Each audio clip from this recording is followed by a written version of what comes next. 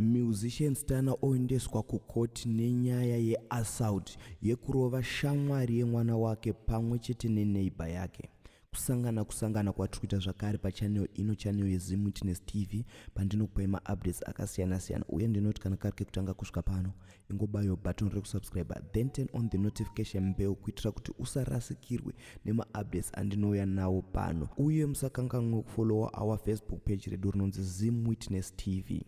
So nyaya yandadzoka nayo muzuva ranhasi inyaya yemuimbi Stana uyo akaendeswa kuMbare Magistrate Court nemhosva yekurova shamwari yemwana wake ine makore 9 pamwe chete nekurova neighbor yake. Zvinonzi izvo mwana waStana ane 9 years aitamba nevamwe vana 3 kuGlenora Spaceman uko vakatanga kurwa. Zvinonzi kurwa kwakatanga kuita vana ava, mwana waStana anonzi iye akadonha ndokubva atanga kuchema. Then Stana appeared pasini paitika izvi ndokutanga kurovawo mwana ainge arova mwana wake ana makore 9 years ekuberekwa. Zvisineiwo zvinonzi izvo neighbor waStana akaendawo achida kunorandutsira mwana ainge achirohwa naStana uyo.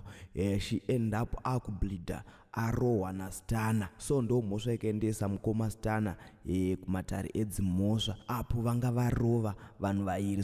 So Stana aipomerwa 2 counts of assault. Ndizvo zvakaita kuti ange achiendeswa muchitokisi, ange achiendeswa kukoti. So mhuri yeZimbabwe, tomboti ndiwe mutongi, unoitongawo sei nyaya yamukoma Stana iyi?